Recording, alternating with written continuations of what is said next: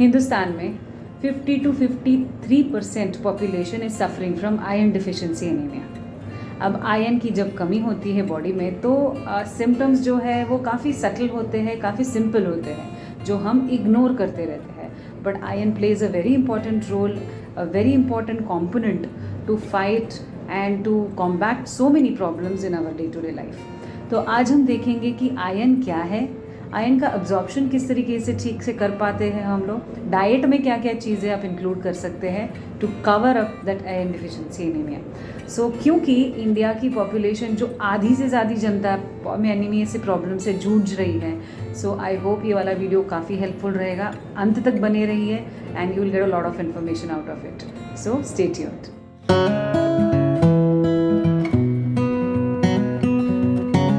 I am Dr. Priyanka and today we will discuss about iron deficiency anemia. अब iron जब कम होता है specially puberty age group में या फिर काफ़ी एल्डरली एज ग्रुप में, जहाँ पे मूड स्विंग्स शुरू होना शुरू हो जाते हैं, मुझे ये नहीं खाना है, मुझे वो नहीं खाना है, then we start seeing symptoms. Okay, तो सिम्टम्स जो होते हैं वो काफ़ी माइल्ड या सिंपल लगते हैं, जो हम इग्नोर करना शुरू करते हैं, but they are signs that you will understand कि ये आयरन डिफिशिएंसी के साइंस है, जिसमें से होता है जैसे फटीग रहना, कॉन्स्टेंटली थकावट, या फिर मसल में क्रैम्प्स होना है, या फिर चक्कर आना, या फिर आप जब पीरियड्स प्यूबर्टी एज ग्रुप में गर्ल्स को पीरियड्स शुरू होते हैं तो उनको पीरियड्स में फ़्लो नहीं रहता है या फिर काफ़ी ज़्यादा फ़्लो होना शुरू हो जाता है, बालों का झड़ना। सो ये सारी सटल या सिंपल सिम्टम्स हैं, बट हमें इसे कॉम्बैट करना जानना चाहिए। तो आज हम देखेंगे कि आयरन क्या है। अब आयरन जो है वो दो मेजर फैक्टर्स में प्रोड्यूस होता है या फिर अवेलेबल है, जिसको हीम आयरन बोलते हैं एंड नॉन हीम आयरन है। तो हीम आयरन जो मोस्टली एनिमल प्रोडक्ट्स में आता है, अवेलेबल है, पोल्ट्री, सी फूड या फिर क्या कहते हैं मीट, इन सब में अवेलेबल है। और नॉन हीम आयरन जो कि प्लांट बेस्ड होता है, और वेजिटेरियन लोग ज़्यादा प्लांट बेस्ड प्रेफर करते हैं, तो they have a more tendency to have anaemia. But ऐसा बिल्कुल भी नहीं है कि सारे वेजिटेरियंस आर एनीमिक, क्योंकि अगर आप ठीक से सही से खाते हो खाना, उसका अब्जॉर्प्शन आप करेक्ट फॉर्म में लेते हो, करेक्ट कॉम्बिनेशन में खाना खाते हो, तो आपको आयरन डिफिशिएंसी एनीमिया नहीं होगा। तो एनीमिया क्यों होता है? आप अगर दो चीज़ें हैं, अगर आप खाने में आयरन रिच फूड अगर इंक्लूड नहीं करते हो, that is main important reason. और दूसरा सबसे ज़्यादा इम्पॉर्टेंट रीज़न है कि आप आयरन रिच फूड ले तो रहे हो बट उसको करेक्ट कॉम्बिनेशन में नहीं खा रहे हो। ओके, क्योंकि करेक्ट कॉम्बिनेशन में आप जब तक नहीं खाते हो उसका अब्जॉर्प्शन ठीक से नहीं हो पाता है। तो कॉम्बिनेशन वाइज अगर देखा जाए तो आप अच्छा अब्जॉर्प्शन के लिए आयरन रिच फूड को विटामिन सी के जो प्रोडक्ट्स होते हैं उनके साथ ले, जैसे कि यूज़ ऑफ लेमन, आंवला या फिर टोमेटो या फिर कैप्सिकम, जिसमें विटामिन सी काफ़ी अच्छा होता है। और कुछ ऐसी चीज़ें होती हैं जो आप खाते हो तो आयरन का एब्जॉर्प्शन घटाती है, जिसे हम लोग बोलते हैं कि इनहिबिटर्स।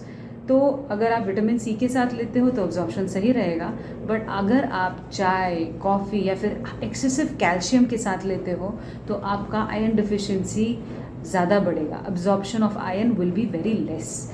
चाय कॉफ़ी को मील के साथ कभी ना लें, या फिर मिल्क प्रोडक्ट जो होते हैं उसको आप आपकी मील के साथ कभी भी इंक्लूड ना करें।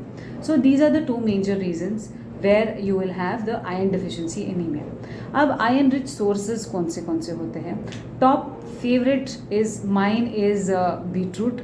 Beetroot is an excellent source, even there is vitamin C and folic acid in this beetroot, so you can have as ABC juice, जहाँ पे एप्पल बीटरूट कैरेट वाला होता है, जिसको आप अगर थोड़ा सा जैगरी और लेमन के साथ लेते हो तो it works as an excellent source of iron.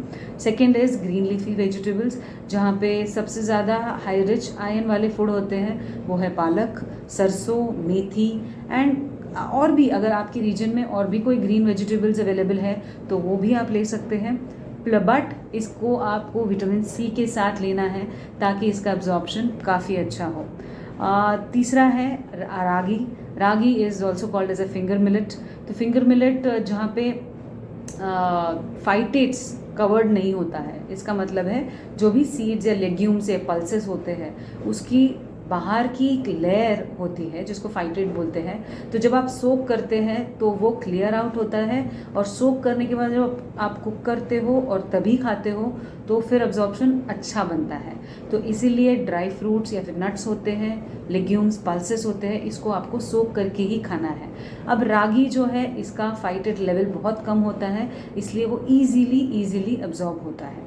Okay, now fourth number है जैसे हमने कहा पल्सेस, लेग्यूम्स, जिसको लाल चना या फिर छोले या फिर राजमा, ये सारी चीज़ें आप ले सकते हो, but remember to soak overnight so that the absorption can get increased and you will get more benefit out of it.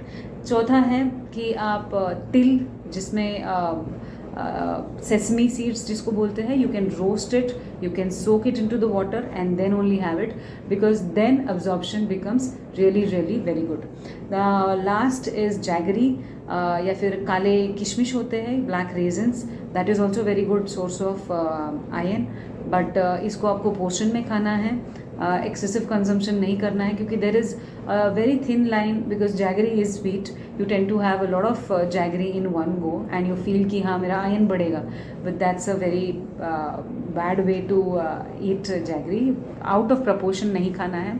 सो ये सारी चीज़ें हैं। तो अगर आप हर ये चीज़ को, जैसे जितनी हमने डिस्कस की है, उसको आप खाने में इंक्लूड करते हो और आप कंसिस्टेंटली उसको 2 हफ्ता 1 महीना फॉलो करते हो, then you will see the magic happening and iron will improve like anything. So be it a vegetarian, be it a non-vegetarian, you can apply these practices in your daily diet and see the magic in your hemoglobin levels and also the symptoms which you are suffering from. So I hope you like this video and a lot of information also you got from this video. ऐसे ही जानकारी के लिए आप homeo life को follow कीजिए and do subscribe and comment. अगर आपको कोई भी डाउट है, आपकी हेल्थ इशू है, you can directly get in touch with me. So stay healthy, stay fit with the homeo life.